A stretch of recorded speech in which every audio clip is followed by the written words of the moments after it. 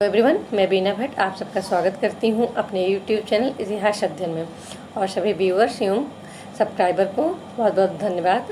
ये मेरा वीडियो जो कि जैसे सभी वीडियो 10 इंपॉर्टेंट क्वेश्चन पे होते हैं, तो ये भी हमारा 10 इंपॉर्टेंट क्वेश्चन के साथ है, जो कि आपके एग्ज़ाम के पॉइंट ऑफ व्यू से बहुत ही यूज़फुल हो। चाहे तो आप अभी जैसा कि हमारा ये प्राचीन इतिहास चल रहा एंशिएंट हिस्ट्री से है, तो जैसे अभी पीएचडी का एग्ज़ाम जो लोग एंशिएंट हिस्ट्री से हैं उनके लिए भी काफ़ी यूज़फुल होगा। और इलाहाबाद यूनिवर्सिटी का देखें और भी यूनिवर्सिटी के देखें तो पीएचडी वगैरह के फॉर्म भी आ गए हैं, आप लोग सबमिट कर दीजिए जिन्हें पीएचडी करनी है। और लगातार मेरे वीडियो को आप लोग ज्वाइन करते रहिए, देखते रहिए, बहुत ही यूज़फुल होने वाले हैं आपके एग्ज़ाम के पॉइंट ऑफ व्यू से। और इसके साथ ही जो नेट का भी एग्ज़ाम है, उम्मीद की जा रही है कि सितंबर तक तो होने ही है। और यूपी में तो असिस्टेंट प्रोफेसर की भी अच्छी खासी पोस्ट आने वाली है। तो आप लोग लगातार कंटिन्यू वीडियो को जो भी अपलोड हो रहे हैं डेली के डेली देखते रहिए, जिससे आपका अच्छा रिवीजन होता रहे। तो आइए चलिए स्टार्ट करते हैं इस मॉक टेस्ट को। देखते हैं पहला क्वेश्चन क्या है। सिंधु सभ्यता के लोग सिंचाई साधन के रूप में नहरों के प्रयोग नहीं करते थे, किंतु अपवाद स्वरूप किस पुरा स्थल से नहर के साक्ष्य मिला है। क्वेश्चन को क्या है, देखिए कि सिंधु सभ्यता के लोग सिंचाई साधन के रूप में नहरों का प्रयोग नहीं करते थे, किंतु अपवाद स्वरूप किस पुरा स्थल से नहर का साक्ष्य मिला है।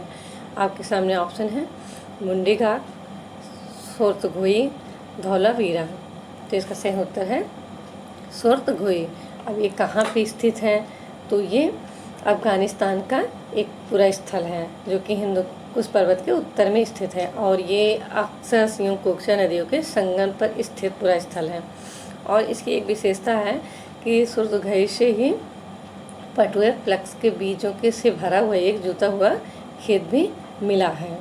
और यही के हैं कि एक ऐसा पुरा स्थल है जहाँ से नहर के साक्ष्य मिले हैं, इसीलिए इसे अपवाद स्वरूप माना जाता है।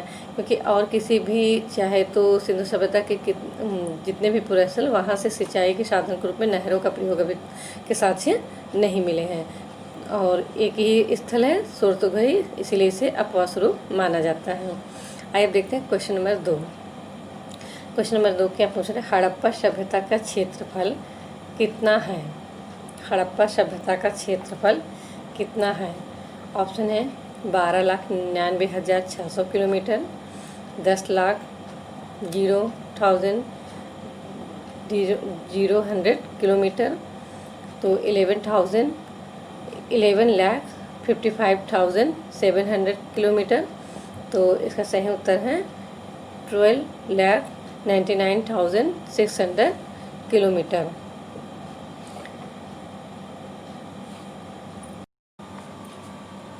तो आइए देखते हैं क्वेश्चन नंबर 3। क्वेश्चन नंबर 3 क्या पूछ रहा है, तांबे का कुत्ता किस स्थल से प्राप्त हुआ है। तांबे का कुत्ता किस स्थल से प्राप्त हुआ है। धौलावीरा, लोथल, मोहनजोदड़ो। तो इसका सही उत्तर है लोथल। अब ऐसे मतलब कि कई तरह के क्वेश्चन आ जाते हैं, तांबे का पूछ लिया या पीतल का पूछ लिया। तो एक लोथल की जो थी यहाँ की खासियत भी थी, क्योंकि यहाँ से तांबे के बने हुए तांबे की मूर्तियाँ काफ़ी मिली हैं, जैसे बत्तख की, हंस की, खरगोश की, वृषभ की। और तांबे की एक मानव आकृति भी का नमूना भी यहाँ से प्राप्त हुआ है। और चौहंदड़ों के साथ साथ यहाँ से भी मनके बनाने की जो शाला मिलती है, कार्यशाला मिली है। और इसकी खोज किसने की थी, SR राव ने। तो ये कुछ इससे जुड़े फैक्ट हैं। लोथल है, धौलावीरा, मोहनजोदड़ो, जितने भी ये पुरा स्थल हैं सभी के बारे में जो भी फैक्ट हैं हमको याद रखने की ज़रूरत है, क्योंकि इन सब से क्वेश्चन तो बनते ही रहते हैं। कोई भी एग्ज़ाम है, आप चाहे तो स्टेट लेवल पे असिस्टेंट प्रोफेसर हो, चाहे यूनिवर्सिटी से हो, चाहे तो आपका नेट JRF, क्वेश्चन तो अगर आप सिंधु सभ्यता देखें तो ये सब काफ़ी महत्वपूर्ण पुरा स्थल हैं वहाँ के। और इसकी खोज जैसा कि मैंने कहा SR राव ने 1954 में किया था। और उन्होंने इसे लघु हड़प्पा एवं लघु मोहनजोदड़ो भी कहा था। आइए देखते हैं हम क्वेश्चन नंबर 4। क्वेश्चन नंबर 4 से पहले मैं कहना चाहूँगी, जैसा कि अभी मैंने बोला कि जो लोग PhD हिस्ट्री से करना चाहते हैं और प्राचीन इतिहास से हैं, तो ऐसा नहीं कि प्राचीन इतिहास से वाले ही अभी प्राचीन इतिहास से, इसलिए मैंने बोला कि अभी जो वीडियो अपलोड कर रहे हैं हम प्राचीन इतिहास से हैं, पर आगे मतलब देखते हैं नेक्स्ट मंथ से हो सकता है कि हम इससे मॉडर्न और ancient history, modern and medieval history से भी क्वेश्चन अपलोड करेंगे। तो आप लोग अभी जो लोग ज्वाइन किए हैं, एंशिएंट हिस्ट्री चल रही है, इसके बाद वो लोग भी ज्वाइन कर सकते हैं और उन लोग के लिए एग्ज़ाम के लिए भी हम कोशिश करेंगे कि अच्छे अच्छे क्वेश्चन अपलोड करें। तो आइए देखते हैं क्वेश्चन नंबर 4। उत्तर हड़प्पा काल की किस स्थल से एक साथ 2 फसल उगाने का प्रमाण मिला है? उत्तर हड़प्पा काल के किस स्थल से एक साथ 2 फसल उगाने का साक्ष्य मिला है? हुलास, पिराक, भगवानपुरा। तो इसका सही उत्तर है पिराक। पिराक कहाँ स्थित है? तो पिराक जो है बलूचिस्तान में स्थित है और यहाँ से ये उत्तर हड़प्पा काल से संबंधित है और यहाँ से एक साथ 2 फसल उगाने का प्रमाण मिलता है। तो आइए देखते हैं क्वेश्चन नंबर 5। क्वेश्चन नंबर 5 क्या है? किस प्राक हड़प्पाई स्थल से एक साथ 2 फसल उगाने का साक्ष्य प्राप्त हुआ है? किस प्राक हड़प्पाई स्थल से एक साथ 2 फसल उगाने का साक्ष्य प्राप्त हुआ है? यहाँ पे जैसे किस प्राक हड़प्पाई से एक साथ तो स्थल नहीं लिखा है, पर किस प्राक हड़प्पाई स्थल से एक साथ 2 फसल उगाने का साक्ष्य प्राप्त होता है। ऑप्शन है आपके सामने। ऑप्शन है आमरी, कालीबंगा, कोटदी जी। तो इसका सही उत्तर है कालीबंगा। और जैसे अब कालीबंगा से जुड़े कुछ फैक्ट है, देख लीजिए कि अब पूछ ले कि कालीबंगा की खोज किसने की थी और कब की थी। तो अमलानंद घोष ने 1952 में इसकी खोज की थी और इसका उत्खनन देखिए, खोज अमलानंद घोष ने की थी पर इसका उत्खनन बीबी लाल एवं बीके थापड़ ने कराया था। और जैसे यहाँ से एक काफ़ी महत्वपूर्ण फैक्ट है, संकालिया, दशरथ शर्मा आदि विद्वानों ने इसे सिंधु सभ्यता की तीसरी राजधानी माना। जैसे ऐसे क्वेश्चन बन जाए कि किन इतिहासकारों ने इसे तीसरी राजधानी, पेयर में दे देंगे 2-2 ऑप्शन करके। तो संकालिया एवं दशरथ शर्मा ने इसे सिंधु सभ्यता की तीसरी राजधानी भी माना है। अब यहाँ जैसे 2 और भी हैं, आगे क्वेश्चन में हमने कराया भी है तो मॉक टेस्ट में ये क्वेश्चन, जैसे आमरी ये जो है हमारी प्राक हड़प्पाई पूरा स्थल है सिंधु सभ्यता के, और कोटदी जी है ये भी हमारा प्राक सिंधु स्थल है। तो इससे जुड़े भी कुछ फैक्ट देते हैं, जैसे कोटदी जी कहाँ स्थित है? सिंधु नदी के बाएं तट पर। और इसकी खोज किसने की थी? फजल अहमद ने। ये क्वेश्चन हम सबसे पहला वीडियो जो सिंधु सभ्यता पे डाले, जो प्राक सिंधु स्थल पे था, उसमें हमने एक क्वेश्चन करा भी है, बट रिवीजन के लिए मैं इनसे जुड़ा भी फैक्ट बीच बीच में बताते रहते हैं जिससे आप लोग का रिवीजन भी होता रहे। और ये आमरी है, जैसे आमरी की खोज किसने की थी, कब की थी? तो 1929 में NG मजूमदार ने। और ये आमरी ही ऐसा है जहाँ से राइनो गैंडा की हड्डियाँ मिली हैं। तो आइए देखते हैं हम क्वेश्चन नंबर 6। क्वेश्चन नंबर 6 क्या है? हड़प्पा स्थित कब्रिस्तान, हड़प्पा स्थित कब्रिस्तान R37 से प्राप्त समाधियों से जिस रोग की जानकारी होती है, मलेरिया, स्कर्वी, गठिया।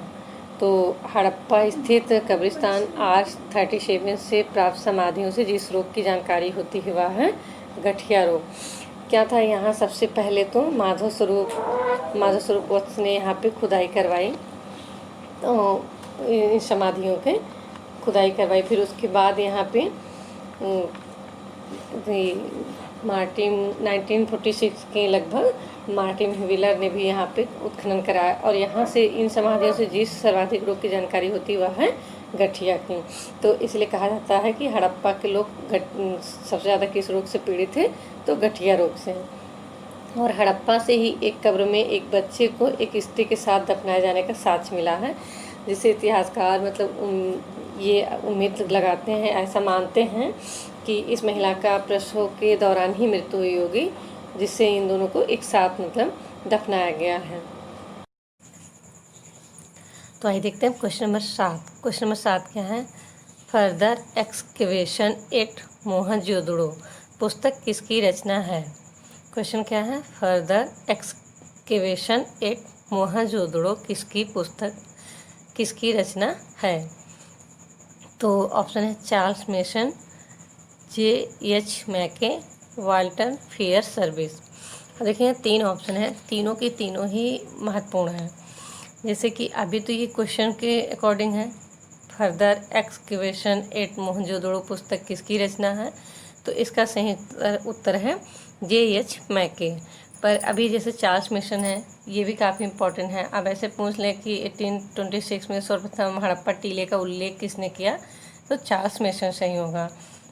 वाल्टर फेयर सर्विस भी काफ़ी महत्वपूर्ण है। जैसे इनका क्या है कि इन्होंने मोहनजोदड़ो को कहा कि देखने में ऐसे लगता है जैसे अत्याधुनिक नगर हो, और उन्होंने इसे अनुष्ठानिक केंद्र भी माना है। तो इस तरह से देखिए आप, क्वेश्चन 1 है, इसमें ऑप्शन 3 है, और इनसे जुड़े हम तीनों से जुड़े आपको कुछ ना कुछ फैक्ट बताए। तो क्वेश्चन 10 ज़रूर होते हैं, पर ऐसा है कि जो मैं एक फैक्ट बताती हूँ उससे आप देखेंगे तो आप 10 क्वेश्चन के साथ आप 20-30 क्वेश्चन कर रहे हैं। तो अभी जैसे मैंने कालीबंगा बताया कि 2 फसलों का साक्ष्य कहाँ से मिला सके, उसके साथ साथ मैंने आपको आमरी कोटजी के बारे में बताया। तो इस तरह देखेंगे तो क्वेश्चन 7-10 हैं, पर उससे जुड़े जो फैक्ट होते हैं आप उसे भी देखते चलिए। इसलिए कह रहे हैं कि डेली की डेली वीडियो जो भी अपलोड करते हैं सुबह में, आप डेली का डेली मॉक टेस्ट सॉल्व करते चलिए, जिससे आपका रिवीजन होता रहे। आइए अब देखते हैं हम क्वेश्चन नंबर 8। क्वेश्चन नंबर 8 क्या है? निम्नलिखित में से कौन सा स्थल कर्क रेखा पर, हड़प्पा स्थल कर्क रेखा पर स्थित है? निम्नलिखित में से कौन सा हड़प्पा स्थल कर्क रेखा पर स्थित है? तो आपके सामने ऑप्शन है धौलावीरा, मोहनजोदड़ो, लोथल। तो इसका सही उत्तर है धौलावीरा। जैसे पूछ लिया कि धौलावीरा का खोज किसने की थी, जैसे मैंने उस दिन बोला था ना वीडियो में कि बहुत सारे ऐसे भी पूरा स्थल हैं जैसे कि उसकी खोज किसी और ने की है, उत्खनन किसी और ने कराया। अब कालीबंगा को ही ले लीजिए, और उसकी खोज अमलानंद घोष ने की है, पर उसके उत्खनन बीबी लाल और बीके थापड़ ने कराई है। तो ऐसे इनका भी देखिए धौलावीरा का भी है कि खोज जेपी जोशी ने की है, और इसका उत्खनन R.S. बिष्ट ने कराया है। तो इससे जुड़े इसी तरह के फैक्ट मैं कोशिश करूँगी ज़्यादा से ज़्यादा क्वेश्चन के साथ साथ आपको उससे जुड़े फैक्ट भी बताते रहूँ। तो आइए देखते हैं क्वेश्चन नंबर 9। क्वेश्चन नंबर 9 क्या है? अक्टूबर 2014 में कहाँ से एक आयताकार कुएं या 31 सीढ़ियों वाला जलाशय की प्राप्ति हुई है, जिसे विश्व का सबसे बड़ा जलाशय माना गया है? ऑप्शन है मोहनजोदड़ो, धौलावीरा, प्रभासपट्टन। अब यह देखिए कि यहाँ पे जैसे धौलावीरा है, प्रभासपट्टन है, तो ये दोनों ही ऑप्शन जो हैं ये दोनों ही गुजरात से संबंधित पूरा स्थल है। और आप मोहनजोदड़ो के बारे में जानते ही हैं कि विशाल स्नानागार मिला है वहाँ पे। पर यहाँ पे क्वेश्चन क्या पूछ रहा है कि 9 अक्टूबर 2014 को में कहाँ से एक आयताकार कुएं या कहिए कि 31 सीढ़ियों वाला जलाशय की प्राप्ति हुई है, जिसे विश्व का सबसे बड़ा जलाशय माना गया है? तो इसका सही उत्तर है धौलावीरा। धौलावीरा जैसे अभी बताया जेपी जोशी ने उसका खोज की थी, R.S. बिष्ट ने उसका उत्खनन कराया था, और पुराविदों ने इसे धौलावीरा के एक लेक सिटी कहा है, और धौलावीरा कर्क रेखा पे स्थित है। और यहाँ से हड़प्पा सभ्यता की सबसे प्रथम खगोलीय प्रयोगशाला भी प्राप्त हुई है। और ये जो जलाशय मिला है अक्टूबर 2014 में धौलावीरा से, ये कहते हैं कि 73 मीटर लंबा और 29 मीटर चौड़ा और 10 मीटर गहरा है, और मोहनजोदड़ो के बृहद स्नानागार से लगभग 3 गुना अधिक बड़ा है। तो अभी जो इसके मिलने के बाद से इसे ही विश्व का सबसे बड़ा जलाशय माना गया है। अब आइए देखते हैं हम क्वेश्चन नंबर 10। क्वेश्चन नंबर 10 क्या है? दक्षिण एवं दक्षिण पूर्व एशिया में लहसुन का प्राचीनतम साक्ष्य कहाँ से मिला है? कुणाल, बालू, भीरना। और यहाँ देखिए ऑप्शन में ये तीनों जो हैं, ये तीनों के तीनों ही पूरा स्थल हरियाणा स्थित सैंधव स्थल है। तो यहाँ पे पर पूछ रहा है कि किस स्थल से लहसुन का प्राचीनतम साक्ष्य मिला दक्षिण और दक्षिण पूर्व एशिया में? तो इसका सही उत्तर है बालू।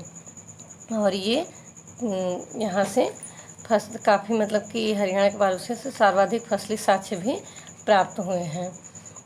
अब यहाँ के निवासियों को ऐसा साक्ष्य मिला है कि तरबूजा और खरबूजा भी यहाँ के लोग उगाते थे। और अभी जो मैंने क्वेश्चन नंबर 9 बोला कि अक्टूबर 2014 में कहाँ से एक आयताकार कुएं या एक 30 सीढ़ियों वाला जलाशय की प्राप्त हुई, जिसे विश्व का सबसे बड़ा जलाशय माना गया। क्योंकि ऐसे अभी क्वेश्चन कई बार आए हैं, तो वहाँ मोहनजोदड़ो से ही होता है, किंतु उसके पहले ये अभी की खोज है 2014 की है, तो ऐसा क्वेश्चन मतलब आ सकता है। तो इसलिए इसको आप एक बार अच्छे से रिवीजन कर लीजिएगा कि तो अगर ऐसा लिख के आता है कि अक्टूबर 2014 में कहाँ से, तो धौलावीरा इसका सही होगा। और दक्षिण पूर्व एशिया से लहसुन का प्राचीनतम साक्ष्य कहाँ से मिला है, क्वेश्चन नंबर 10 जो है वो है उससे उत्तर भालू। तो ये रे पूरे 10 इम्पोर्टेंट क्वेश्चन। इसी तरह के 10 इम्पोर्टेंट क्वेश्चन के साथ कल फिर मिलते हैं। तब आप सबको धन्यवाद।